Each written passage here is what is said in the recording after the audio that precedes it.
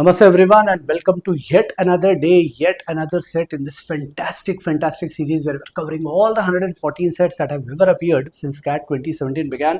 And I'll take you through CAT 21 slot 3 ka ek set, which is, we'll use the Fate framework first and then I'll share something once you've tried it. So let's quickly apply our Fate framework and then I'll share something interesting about this particular set. So let's quickly apply familiarity. 10 players competed in an international javelin throw event. The number reflects his rank, with rank 1 going to the topmost player. 2 phases, round 1 to 3, and then second phase consisting of 4 to 6. Throw is measured in terms of distance. Now, abhi tak ka part was still familiar, that there are 6 rounds, you're going to get some points. Had it been points, I would have rated it high on familiarity, but this is now on distance and ranking. कि किस player ने कितने distance का throw करा, तो I'll say familiarity पे I'll put a cross. This is not something that I'm familiar with कि distances के साथ कैसे play around करना है. Ultimately it will probably take more time than expected. Ambiguity of clues quickly देख लेते हैं. In case of tie in scores, मतलब tie भी possible है. The player with a prevailing higher rank retains a higher rank in each of the rounds in the first phase. दो phase बोले हैं, उसमें किस तरह की चीजें, clues क्या क्या है. Among the throws in the second round, only the last 2 were valid. Now there is another interesting concept of valid throws or invalid throws. Both the throws enable these players to qualify for second phase with one of them qualifying. So qualifying वाला part समझना पड़ेगा. तो समझ में तो आ रहा है, ambiguity नहीं है. आगे बढ़ते हैं. If a player throws first in a round and he was also the last to throw in the previous round, मतलब किसी राउंड में पहले थ्रो करा, उस प्रीवियस राउंड में लास्ट में थ्रो कर रहा था, तो ऑर्डरिंग मैटर करेगी कि किस ऑर्डर से कर रहे हैं. I think there is too much information, so complexity के कारण I will rate this as ambiguous. Not because of understanding, but there is too much data for me to handle. Same reason से time consumption में I'll put across. This seems to me, अभी questions तो slide पे आ ही नहीं पाए. Imagine you've seen all the sets. अभी तक ऐसा बहुत rarely हुआ है कि किसी डेटा की इंफॉर्मेशन इतनी, किसी सेट की इंफॉर्मेशन इतनी ज्यादा है कि पूरा एक स्लाइड पे आ ही ना पाए. तो let's quickly look at extra info in questions. वो नेक्स्ट स्लाइड पे है. विच 2 players got the double? तो पहले ये भी सोचना है कि डबल किसे मिला, सिल्वर मेडल किसे मिला, मतलब there is some ranking at the end जिसके बेसिस पे शायद गोल्ड सिल्वर वगैरह कुछ मिल रहे हो. By how much did the gold medallist improve his score in the second phase. Extra info तो नहीं है, there is no extra info in question. So in terms of our straight framework, this is probably the only tick. Options का use करके शायद partial question निकल जाए, but purely from the point of view of these first 3 not being in our favour, I will say that this is a set that you should not have picked. Having said this set is arguably considered as the most challenging set ever in the history of DLR. मतलब बहुत सारे लोग अपना अपना opinion अलग अलग दे सकते हैं. A lot of experts feel, I would say there are 2-3 more sets similar to the level of difficulty that this has, but this is also right up there. मतलब top 3, top 4 sets in terms of difficulty की बात करोगे तो definitely ये वाला set include होगा और देखते से छोड़ देने का है. मतलब अभी हमने फेट फ्रेमवर्क से बस ये जजमेंट करा इस अजम्पशन से कि मैं पता नहीं है, but now I can speak more freely. ऐसा सेट इतना ओवरवेलमिंग डेटा दिखा, आप इमीडिएटली छोड़ दो. There are other sets that you can definitely get. Now let's create a framework structure कि हम इसे अप्रोच कैसे करें. तो एक एक करके जो क्लूज के पहले वाला पार्ट है, because I will need space to solve as well. So इतना जो पार्ट है ना फर्स्ट 3 पैराग्राफ्स का, वो हम यही समझ ले रहे हैं. And I will use the clues, additional facts जो हैं वो क्लूज, और मे बी ये 2 टेबल का यूज करके हम फिर पूरा सेट बाद में सॉल्व करेंगे. सो होपफुली बहुत मजा आएगा. You tell me your feedback in comments. How did you find this set? Were you able to understand? Because there is a good challenge that even if I explain this you might still have a feeling sir I am not very clear. हो सकता है आपको समझ भी नहीं आए. मेरी explanation skill शायद ऐसी हो सकती है दैट यू माइट फील कि सर पता नहीं आपने तो कुछ कर दिया, but we were not able to get a hang of it कि कैसे करना है. So stay very focus. बहुत इंटरेस्टिंग है, बहुत होपफुली मजा आने वाला है. सो पहले 3 पैराग्राफ्स की समरी क्या है, उसे स्ट्रक्चर कैसे करेंगे वो देख लेते हैं. 10 players competed in a javelin throw event. All right, number of a player reflects his rank at the beginning of the event with rank 1. तो P1, P2, P3. सबसे बेस्ट रैंक वाला प्लेयर P1 हो गया, सबसे खराब rank वाला player P10 हो गया. There were 2 phases. फेज 1 में राउंड 1 to 3 है, ठीक है भाई. फेज 2 में राउंड 4, 5, 6 है. फेज 1 1 to 3 राउंड, फेज 2 4, 5, 6 वाले rounds. A throw is measured in terms of the distance it covers. कितना डिस्टेंस कवर करा. Up to 1 decimal point accuracy. तो ये भी ध्यान रखना है कि जो स्कोर मिलेंगे वो 1 पॉइंट ऑफ डेसिमल तक के मिलेंगे। जैसे यहां अगर एग्जांपल देखें, P1 का distance covered in the first round is 82.9, तो 1 डेसिमल तक आप कैलकुलेट करोगे। Only if the throw is a valid one. ये कब, जावलिन थ्रो का डिस्टेंस कब मेजर करा जाएगा, जब थ्रो वैलिड हो। अगर इनवैलिड हुआ तो for an invalid throw the distance is taken as 0। मतलब अगर इस टेबल को क्विकली देखें, distances covered by all the valid throws, तो आपके पास P1 है, P3 है, P5, 6 प्लेयर्स हैं जिनके वैलिड थ्रोज हैं। मतलब 4 प्लेयर्स ऐसे हैं जिनके इनवैलिड थ्रोज हैं और उनका नंबर हम क्या एलोकेट कर देंगे, 0। Further, a player's score at the end of a round is the maximum distance of all his throws up to that round. What do you mean by this? Round 1 में किसी ने कुछ metre का distance throw करा, for example P1 को ही देख लेते हैं। Distances covered by the valid throws in the third round. Third round में P1 का मैं डिस्टेंस दिया 88.6 और यहां दिया है P1 का 82.9। मतलब थर्ड राउंड में वो ज्यादा दूर फेंक पा रहा है, थर्ड राउंड में वो ज्यादा डिस्टेंस कवर कर पा रहा है। तो 3 राउंड्स के बाद जो उसका डिस्टेंस माना जाएगा is the maximum distance, which means we'll take this into account. We'll say कि अब ये पास डेटा हो गया, इससे कोई मतलब नहीं। अब 3 राउंड्स के बाद आई कैन से कि P1 का जो डिस्टेंस लेना है वो 88.6 लेना है। So maximum distance of all his throws up to that round. तो फर्स्ट 3 राउंड्स के बाद P1 का तो पार्ट समझ में आ गया, ऐसे ही बाकी सारे प्लेयर्स का भी हम एलोकेट करते जाएंगे। प्लेयर्स आर री ranked after every round. So imagine 6 rounds हैं, आपको री रैंकिंग भी सोचनी है कि फर्स्ट राउंड में तो P1 से P10 रैंक गिवन है, सेकेंड राउंड में डिपेंडिंग कि आप ज्यादा डिस्टेंस थ्रो कर रहे हो तो आपकी रैंक बदल जाएगी midway in the tournament itself, which is interesting. Players are reranked after every round based on their current scores. In case of a tie in scores, then the player with the prevailing higher rank retains the higher rank. तो मतलब 2 लोगों का tie हो गया, तो भाई पहले जिसकी बेटर रैंक थी उसकी अभी भी बेटर रैंक रहेगी, जिसकी पहले खराब रैंक थी रिलेटिवली वो नीचे जाएगा। For example let's say P9 और P10 टाई हो गया, टाई हो गया तो P9 will retain the 9th rank, P10 will retain the 10th rank। यही सिंपल सी अंडरस्टैंडिंग है। This ranking determines the order in which the players go for their throws in the next round. तो भाई हर round के बाद की जो ranking है वो ये हेल्प करेगी डिटरमाइन करने में कि अगले राउंड में किस नंबर पे आप पार्टिसिपेट करने जाओगे। मतलब 10 लोग थ्रो तो करेंगे पर कौन से नंबर पे थ्रो करोगे, आपका सबसे पहला टर्न आ जाएगा, सेकेंड टर्न आएगा, वो कैसे डिसाइड होगा। तो ये बोल रहा है each of the rounds in the first phase. First phase में कौन कौन से थे, 1 2 3। तो राउंड 1 2 3 में क्या होगा, the player throw in increasing order of the latest rank, that is the player rank 1 at that point throws first. मतलब फर्स्ट राउंड का जो क्लियर है कि भाई P1 सबसे पहले थ्रो करेगा। But what will happen in second round, first round के एंड में रैंकिंग फिर से एस्टेब्लिश होगी, उसके बेसिस पे जो फर्स्ट रैंक का प्लेयर बनेगा वो सबसे पहले डालेगा। So what I prefer is, और स्ट्रक्चर के हिसाब से मैं लिख दे रहा हूं कि द टर्न और द थ्रो, जो भी आपको जिस नंबर पे थ्रो करना है 1 2 3 एंड सो ऑन, तो राउंड 1 में P1 will throw, P2 will throw and so on, P10 will throw. तो इस तरह से हम स्ट्रक्चर बनाएंगे कि सपोज सेकेंड राउंड में P2 की फर्स्ट रैंक हो गई तो यहां पर फर्स्ट थ्रो कौन कर देगा, सॉरी P2 की अगर फर्स्ट रैंक हो गई तो P2 कर देगा। तो I put P2 at the top. तो टॉप टू बॉटम मैं जो सीक्वेंसिंग करूंगा राउंड्स की वो कैसे करूंगा कि सबसे पहली टर्न किसकी आ रही है थ्रो करने में, and that depends on the new rankings received after every round followed by the player. पर ये सिर्फ कब तक है, राउंड 1 से 3 तक। The top 6 players eight the end of first phase qualify for the second phase. तो भाई फर्स्ट 3 राउंड्स में जो टॉप 6 प्लेयर्स आएंगे, मतलब थर्ड राउंड के बाद जो टॉप 6 रैंक आ गई, वो लोग सेकेंड फेज के लिए क्वालिफाई कर रहे हैं। मतलब राउंड 4 5 6 में तो हमारे पास 6 ही प्लेयर हैं। In each of the rounds in the second phase, a player throw in decreasing order low। मन भरा नहीं उनका कि भाई पहले री रैंकिंग करवा दी, उसके हिसाब से टर्न ऑफ थ्रो आएगा।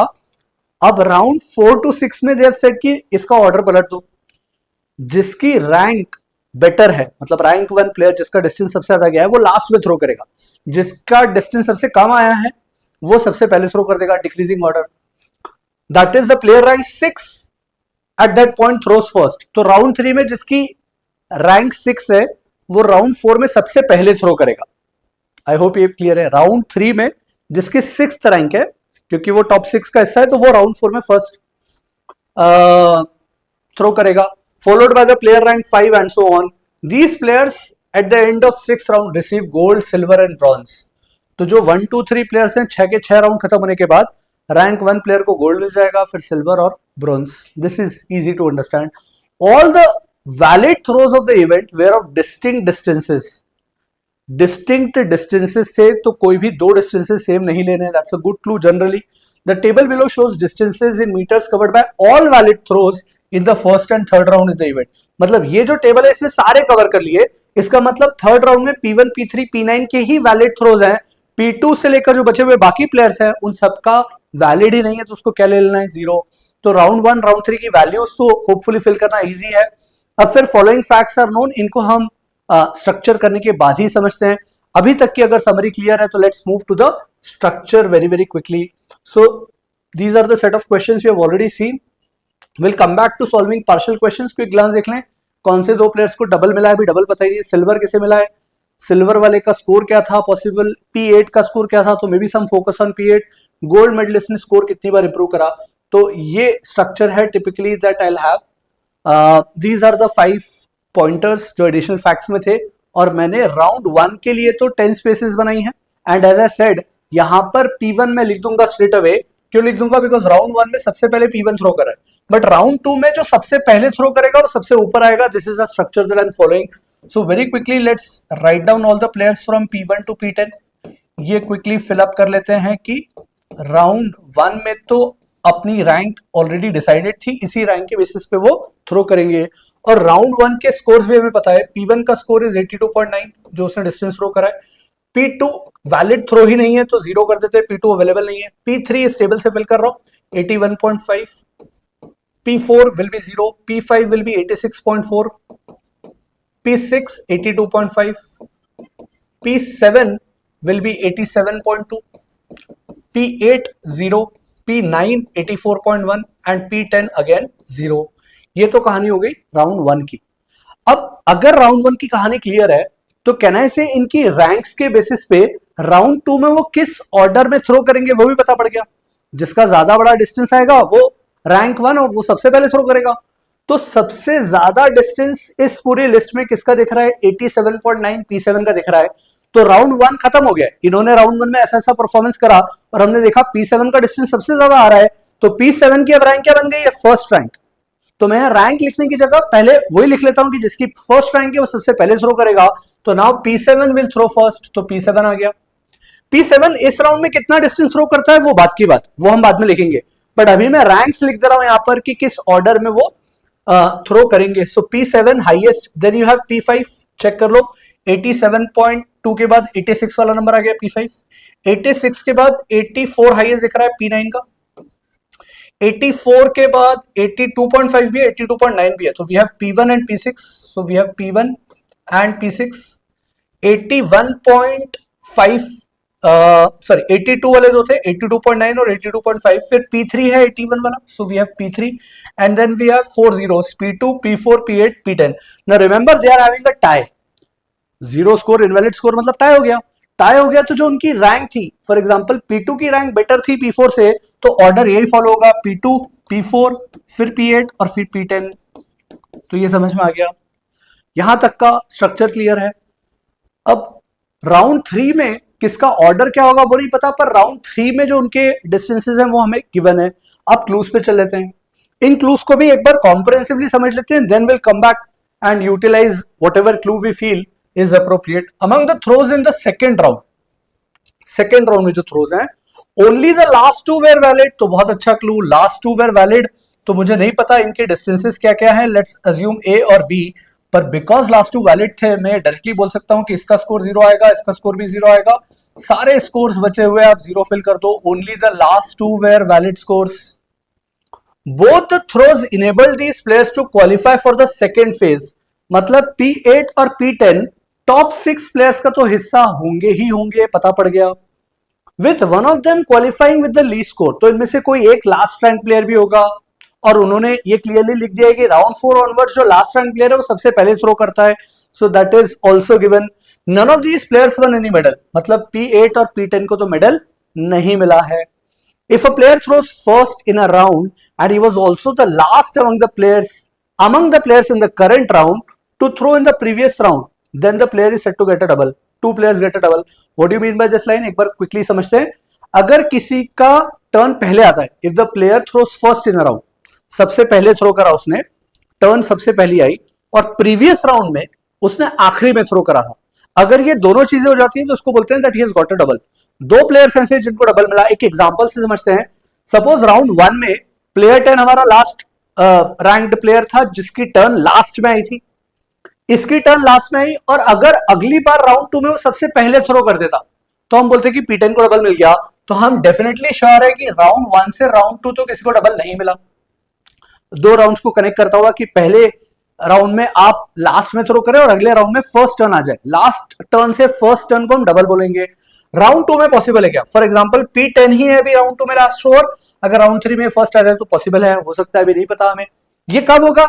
जब P10 का स्कोर इतना इंप्रूव हो जाए, ये जो पॉइंट्स लेके आ रहा है, डिस्टेंस लेके आ रहा है, कि उसने बाकी करंट जो भी सारे प्लेयर्स हैं उनसे ज्यादा का डिस्टेंस ले आया। अभी हाईएस्ट नंबर क्या है हमारे पास? हाईएस्ट नंबर है 87.2। तो अगर 87.2 से ज्यादा ले आता है इस राउंड में और P8 से भी ज्यादा ले आता है तो विल से कि डेफिनेटली फिर ये डबल वाला कैंडिडेट बन जाएगा P10। फिर राउंड 3 से राउंड 4, 5, 6 कहीं भी हो सकता है, वी डोंट नो। तो अभी डबल वाले पार्ट पे क्वेश्चन मार्क लगाते हैं, we don't know anything. In each round of the second phase which is 4, 5, 6 exactly one player improved his score. What do you mean by this? Exactly एक ही player है जिसने अपना score improve करा, मतलब या तो बचे हुए प्लेयर्स के, एक प्लेयर को छोड़कर बचे हुए प्लेयर्स के इनवैलिड स्कोर्स आए, या फिर अगर स्कोर भी आए तो जो करंट अभी तक के हाईएस्ट डिस्टेंसेस है, रिमेंबर उन्होंने पहली समरी में समझा दिया है कि अलग अलग राउंड्स में अलग अलग डिस्टेंस कवर कर रहे हो, लेकिन जो आपका बेस्ट टर्न आता है, बेस्ट डिस्टेंस कवर होता है, वो लेटेस्ट स्कोर मान लिया जाएगा। Best of the 3, best of the 5 ऐसा मान लो इसको, कि आप मल्टीपल अटेम्प्ट्स दे रहे हो, मल्टीपल अटेम्प्ट्स में जो आपका बेस्ट परफॉर्मेंस है that is considered your current performance for comparison. तो अब ये बोल रहे हैं कि किसी ने भी एक के सिवाय राउंड 4, राउंड 5, राउंड 6 में इंप्रूव नहीं करा, तो एक ने इंप्रूव करा है, बाकी सबने इंप्रूव नहीं करा, मतलब स्कोर कम रहा है या फिर इनवैलिड रहा है।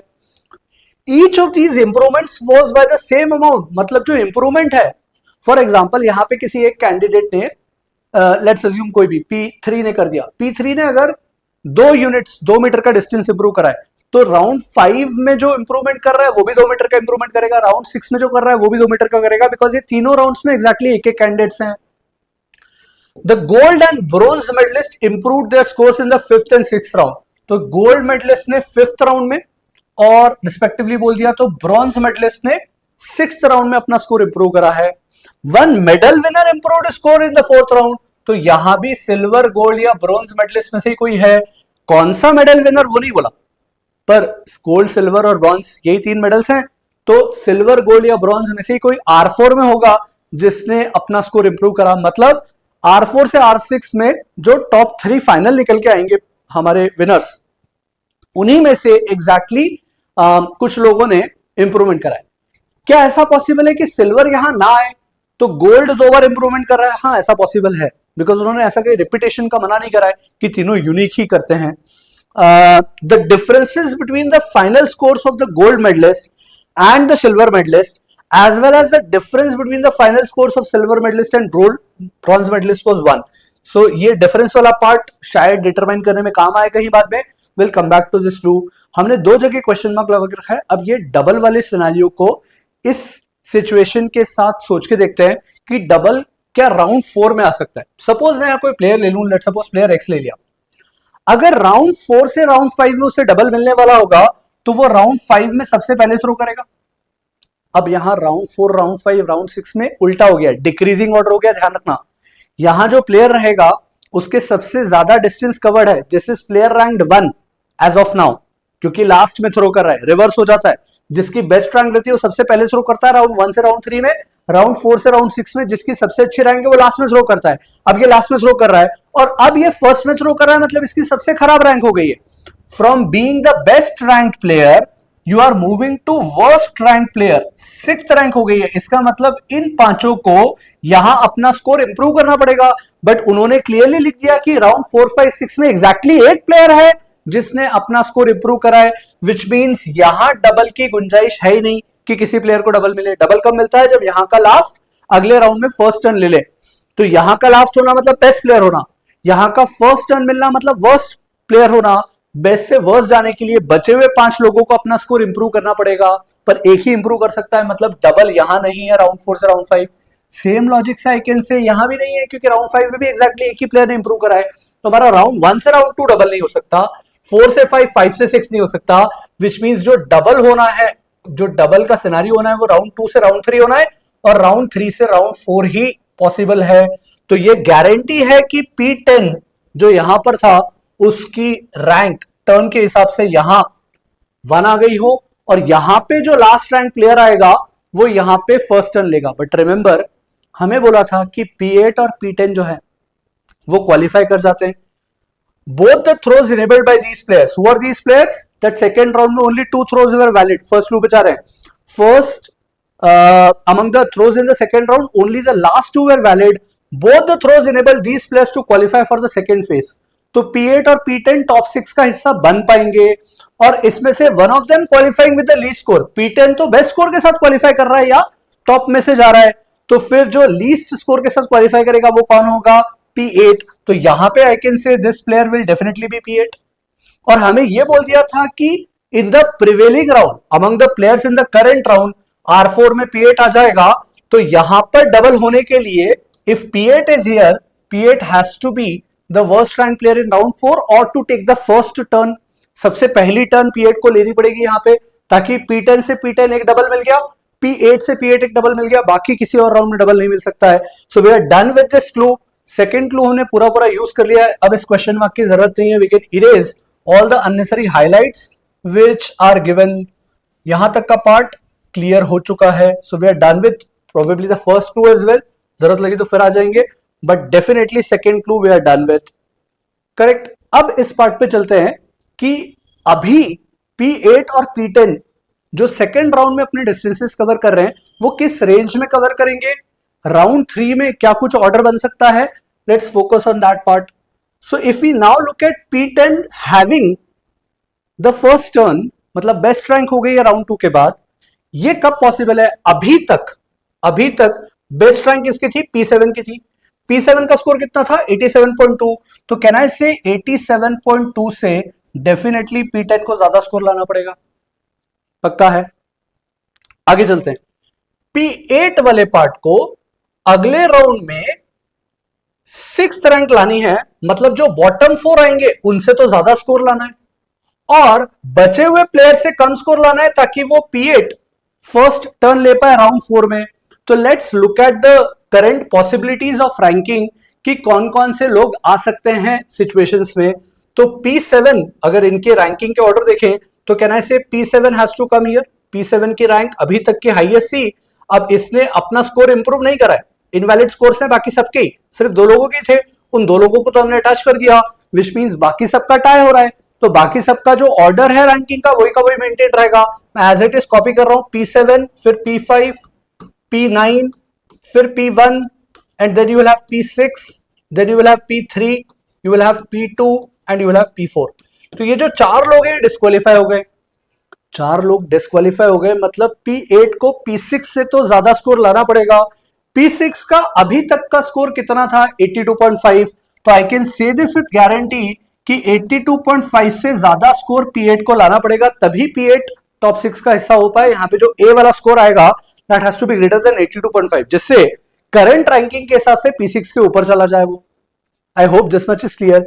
If this is clear then we also need to take this into account कि P8 को अगले राउंड में फर्स्ट थ्रो मिलना चाहिए, तभी उसे डबल मिलेगा, और ये तब होगा जब बचे हुए प्लेयर्स जो हैं उनके स्कोर्स P8 से ज्यादा आए, मतलब P8 has to have a score less than all of these people. तो अगर इनके स्कोर्स देखते जाएं कि अभी तक P1 का स्कोर कितना है? 82.9। तो कैन आई से 82.9 से इसे कम होना पड़ेगा, क्योंकि अगर ये 82.9 से कम नहीं होता, सपोज 83 मान लेते P8 का स्कोर कि यहां 83 आता, तो अगर 83 आता तो यहां पे वो लास्ट रैंक प्लेयर नहीं बन पाता पहले तो, क्योंकि 83 आता तो P1 ऊपर चला जाता। तो डेफिनेटली ये पक्का है कि this has to be less than 82.9। इससे एक क्वेश्चन तो हो गया कि हमें P8 की रेंज मिल गई। If you go back and look at the question, you will be easily able to determine final score of P8। 82 वाली रेंज में है, 82 वाली रेंज में 82.7 है ना। If you go back exact range भी हमें पता है, एग्जैक्ट रेंज पता है 82.5 से 82.9, तो 82.5 से 82.9, 82.7 अकेली वैल्यू है। Which two players got the double, वो भी हमें पता पड़ गया है, P8 और P10। तो पार्शियल सॉल्विंग इतना सब कुछ करने के बाद तो हो गई, पर अभी गोल्ड सिल्वर मेडलिस्ट कौन है वो ढूंढना बाकी है, सिल्वर का डिस्टेंस कितना है वो ढूंढना बाकी है। So let's move ahead, continue our discussion. इतने पार्ट के बाद what else do we know, क्या क्या कुछ चीजें हमें और पता है। राउंड 3 में किसने क्या क्या स्कोर लाया वो भी हमें पता है। Remember this turn of events is on the basis of scores that they have attained so far. अब राउंड 3 में क्या क्या स्कोर्स लाए हैं, P1 लाया 88.6, सो P1 इस राउंड में जो डिस्टेंस कवर करता है वो है 88.6, P3 स्कोर कवर करता है 79, then you have P9 which is 81.4 and we have just a range for P10 and P8, that's it। तो अब यहां से हमें ये पता है कि P8 का लीस्ट स्कोर होगा तो बाकी सबके ज्यादा स्कोर्स होंगे। अब इस पार्ट पे चलते हैं कि टॉप रैंकर कौन हो सकता है राउंड 4 का, जिससे कि वो लास्ट की पोजीशन ऑक्यूपाई करे। सो अभी के लिए let's understand the top 6 players. मैं टॉप 6 प्लेयर्स में से जिसके स्कोर्स अभी तक पता है, डू वी नो राउंड 3 में यही 3 लोग हैं, यस राउंड 3 में यही 3 लोग हैं जिन्होंने कोई डिस्टेंस कवर करा, मतलब बचे हुए प्लेयर्स के इनवैलिड स्कोर्स आएंगे राउंड 3 में। So we can allocate a 0 for all the remaining players for sure. तो वी नाउ नो कि एग्जैक्टली किसके क्या क्या स्कोर्स हैं up till the current round. मैं उनको लिस्ट करता जाऊं। P10 हमें नहीं पता, P10 मैं ऊपर अलग से लिख लेता हूं, I have no idea except this part की 87.2 से ज्यादा स्कोर यहां P10 लेके आया है सेकेंड राउंड में। व्हाट अबाउट P7, P7 यहां रैंक 1 था, P7 87.2 पे है, तो I will write it P7 is having a current score of 87.2। What about P5, P5 86.4 पे है, P5 is eight 86.4। What about P9, P9 81.4 यहां लेके आया है, P9 का ऑलरेडी ज्यादा था, तो P9 का जो करंट स्कोर हम लेके चलेंगे after round 3, this is all after round 3, ये सब जो मैं टैबुलेट कर रहा हूं ये राउंड 3 के बाद के उनके लेटेस्ट स्कोर्स हैं to determine the possibility of rankings and the structure that we can have here in round 4। P9 हमने ऑक्यूपाई कर लिया, P1 इस राउंड में 88.6 लेके आया, तो मतलब 88.6 इन नंबर से ऊपर है, तो P1 इन तीनों के तो ऊपर आएगा। P1 का स्कोर है 88.6 और बचा कौन है P8। P8 इस राउंड में तो कुछ लेके नहीं आया, तो P8 की रेंज यही वाली रहेगी, तो I will write it P8 here just as it is. हमें नहीं पता कि P8 क्या स्कोर लेके आया, बट 82 वाली रेंज में कुछ पॉसिबल स्कोर है। अब क्लियरली टॉप के जो कैंडिडेट्स हैं जिनकी लास्ट में टर्न आएगी यहां पर राउंड 4 में, वो या तो P1 या P10 होंगे। तो let's write it this way, या तो यहाँ P1 या फिर P10, और करस्पॉन्डिंग अगर यहाँ P10 तो ये P1, बिकॉज ये टॉप 2 रैंकर्स है। रिमेंबर राउंड 4 से डिक्रीजिंग ऑर्डर चलने लग जाता है, मतलब जिनकी बेटर रैंक्स हैं वो बॉटम 2 में आएंगे। What will happen now, decreasing order में स्कोर्स एलोकेट करते जाओ। P7 जो है वो यहां आ जाएगा, P7 के बाद P5 आ जाएगा, P5 के ऊपर जस्ट P9 आ जाएगा, और लास्ट रैंक प्लेयर P8 था, उसको सबसे पहली टर्न मिल जाएगी। I hope this much is clear. अब having understood this, let's make use of this part कि एग्जैक्टली एक प्लेयर हर एक राउंड में अपना स्कोर इंप्रूव करता है, वो प्लेयर कौन हो सकता है। Think of it this way, हमें एक इंफॉर्मेशन दी है विच इज अबाउट टोटल्स, तो मैं उस टोटल वाली इंफॉर्मेशन को यहां स्ट्रक्चर कर लूं कि the difference between final scores of gold medalist, तो यहां कोई गोल्ड मेडलिस्ट होगा, सिल्वर मेडलिस्ट होगा, ब्रॉन्ज मेडलिस्ट होगा, इनके स्कोर्स में जो डिफरेंस है गोल्ड और सिल्वर के, और सिल्वर और ब्रॉन्ज मेडलिस्ट के, वो एग्जैक्टली 1 मीटर का है। मतलब अगर सिल्वर मेडलिस्ट का आप स्कोर ले लो फाइनल, तो गोल्ड का A+1 होगा, ब्रॉन्ज का A-1 होगा। यहां तक का पार्ट क्लियर है कि डिस्टेंसेस के differences will be 1 metre each, gold का 1 मीटर ज्यादा, सिल्वर का 1 मीटर कम। और ये बोल रहे हैं सेम अमाउंट से इंप्रूवमेंट्स हुए हर किसी प्लेयर के। अच्छा, ये भी पता है कि P8 is definitely not one of the medalist, ये मेडलिस्ट नहीं है, P10 भी वन ऑफ द मेडलिस्ट नहीं है, none of these players won a medal. तो हमें शॉर्टलिस्ट पता है कि P1 से P9 these could possibly be the medalist. तो जो मेडलिस्ट होंगे वो पॉसिबली इनमें से ही कोई लोग होंगे जिनको मेडल मिला है, P1, P7, P5, P9। अब इनके स्कोर्स देखो, 88.6, 87.2, 86.4, 84.1, सबके डेसिमल के डिजिट्स अलग अलग है। What do you mean by this? अगर मैं इनमें से कोई से भी 3 प्लेयर उठा लूं और मैं सबका इंप्रूवमेंट एक्स अमाउंट से करवा दूं कि इसमें एक्स बढ़ा दिया, इसमें एक्स बढ़ा दिया, सपोज इसमें एक्स बढ़ा दिया, कोई से भी 3 पिक कर लो, एक्स बढ़ने के बाद उनका डेसिमल वाला पार्ट सेम आने वाला है क्या? सबका अलग आने वाला है। 0.6 में एक्स ऐड करोगे कुछ भी, लेट सपोज 1.1 ऐड कर लिया आपने तो 89.7 इसका हो जाएगा, 1.1 ऐड कर लिया तो इट विल बी 87.5, तो यहां 0.9 0.5, आपको एग्जैक्टली 1 का डिफरेंस चाहिए, वो तो कभी मिल ही नहीं पाएगा। 1 मीटर का डिस्टेंस कभी भी नहीं मिल पाएगा अगर तीनों प्लेयर्स का एक एक यूनिक इंप्रूवमेंट हो। मतलब ये क्लियर है कि यहां सिल्वर मेडलिस्ट नहीं आ सकता, क्योंकि अगर सिल्वर मेडलिस्ट आ जाता तो 3 डिस्टिंक्ट प्लेयर होते, तीनों राउंड में डिस्टिंक्ट प्लेयर्स का सेम इंप्रूवमेंट स्कोर होता, 1.2 1.3 1.9 कुछ वैल्यू, और उनसे इंप्रूवमेंट होने के बाद जो डिफरेंसेस चाहिए थे वो 1 मीटर कभी नहीं मिल पाते। So which means this person here is for sure, मैं डबल वाला पार्ट भी बता दूं, double we have already understood. So this person here is definitely not a silver medalist, this person would either be a gold or a bronze medalist, जिसका improvement हुआ है score का। तो गोल्ड के 2, ब्रॉन्ज का 1 या गोल्ड का 1 bronze के 2, ऐसे इंप्रूवमेंट्स हुए हैं टोटल 3 राउंड्स में, रिपीटेशन हुआ है। अब सिल्वर मेडलिस्ट कौन होगा इस पे भी थॉट दे देते हैं।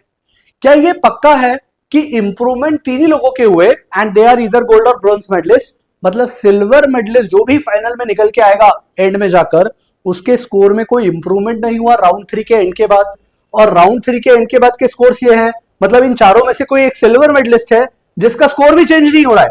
मतलब अगर सपोज P7 वो सिल्वर मेडलिस्ट है तो पूरे 6 राउंड के बाद भी उसका स्कोर हमें पता है 87.2। ट्राई कर लेते हैं कि क्या ये पर्सन सिल्वर मेडलिस्ट हो सकता है, P5 हो सकता है, P9 हो सकता है, कौन हो सकता है?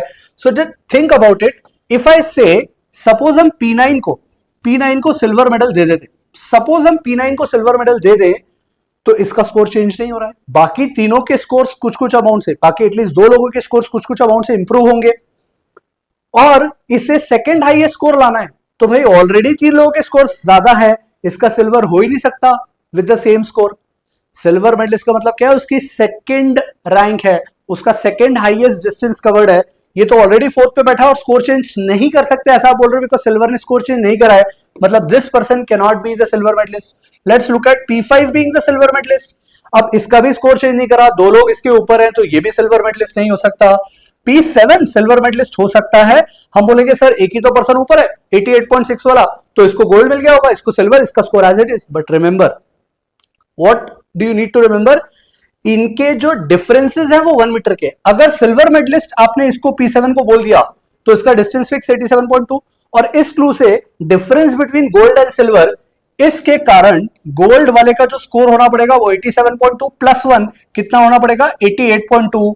पर हमें ऑलरेडी पता है कि P1 का स्कोर 88.6 है, तो 88.2 गोल्ड मेडलिस्ट का स्कोर हो ही नहीं सकता। मतलब गारंटी है कि P7 is also not the silver medalist. So we now know that P1 for sure is the gold medalist. ये पक्का पता पड़ गया कि P1 जो है वो gold medalist है। I'll allocate it here कि silver medalist is P1 for sure and the score that P1 has is 88.6. 88.6 score है सिल्वर मेडलिस्ट का। इससे आपका ये क्वेश्चन डेफिनेटली हो जाएगा that what was the final score of silver medalist, that is 88.6, because silver अब change नहीं कर रहा है। और who won the silver medal, तो we know that that person was कौन? P7 I guess, quickly check कर ले। P1 is the silver medalist, so we know for sure that silver medalist is P1। यहां तक का part तो हमारा ये क्वेश्चन हो गया। Final score of silver medalist हो गया, सॉरी 1 हो गया, 2 हो गया, 4 हो गया, फाइनल स्कोर ऑफ P8 ये वाला क्वेश्चन हो गया, और by how much did the gold medallist improve score, और लास्ट थ्रो 2 क्वेश्चंस अभी और बचे हैं, तो थोड़ी फाइट और बची है। Let's move ahead and finish that off as well. अब यहां वाले पार्ट के बाद ये क्लियर है कि अगर सिल्वर मेडलिस्ट P1 है और उसका स्कोर 88.6 है, तो गोल्ड मेडलिस्ट का स्कोर कितना होना पड़ेगा? 89.6, और ब्रॉन्ज मेडलिस्ट का स्कोर कितना होना पड़ेगा? 87.6, ताकि एग्जैक्टली 1 मीटर का डिफरेंस आए। और हमें अब ये पता है कि गोल्ड और bronze medalist, so let's highlight कि इस पर्सन को तो सिल्वर मेडल मिल ही गया, P1 is our silver medallist. तो P7, P5, P9 में से कोई एक गोल्ड वाला है और एक बचा हुआ कोई ब्रॉन्ज वाला और एक तीसरा जिसे कोई मेडल नहीं मिला है। P8, P10 को तो वैसे ही नहीं मिला था। लेट्स ट्राई एंड सी कि 89.6 क्या P9 हो सकता है. I am trying my best to see if P9 could be the gold medalist. P9 का करंट स्कोर क्या है बॉस? 84.1. 84.1 से 89.6 जाना है, मतलब जंप कितने का करना है? 5.5 का. 5.5 का अगर ये जंप करता है गोल्ड मेडलिस्ट, तो वो किसी एक राउंड में सपोज उसने 5.5 का जंप करा, तो वो स्कोर 89.6 पे पहुंच जाएगा. पर इसका मतलब ब्रॉन्ज वाले को 2 राउंड्स में सेम इंप्रूवमेंट करना पड़ेगा, 5.5 5.5, because what they have said, they have clearly said in each round exactly one player improved his score. और हमें पता है गोल्ड अगर एक ही बार इंप्रूवमेंट करेगा किसी भी राउंड में, तो ब्रॉन्ज 2 बार करेगा, और वो सेम एग्जैक्ट अमाउंट से इंप्रूवमेंट करते हैं. तो 5.5 का इंप्रूवमेंट ब्रॉन्ज वाले को करना पड़ेगा. 11 यूनिट्स का इंप्रूवमेंट इनमें से किसी भी वैल्यू में कर दो, 95 क्रॉस कर जाएगा, विच इज नॉट एक्सेप्टेबल. मतलब P9 ये पक्का है कि गोल्ड मेडलिस्ट नहीं हो सकता. Let's try with P5. P5 को अगर गोल्ड मेडल देने का थॉट दिया, तो 86.4 पे करेंटली है और 89.6 पे जाना है, तो कैन आई से 3.2 का इंप्रूवमेंट करना है.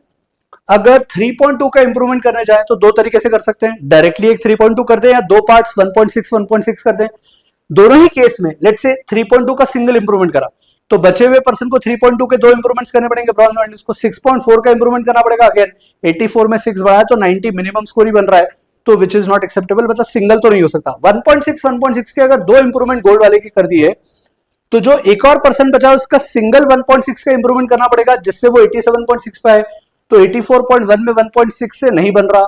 86.4 तो हम ऑलरेडी P5 को ट्राई कर रहे हैं. 87.2 में अगर 1.6 बढ़ाया तो वो भी पॉसिबल नहीं है. मतलब this scenario is also rejected.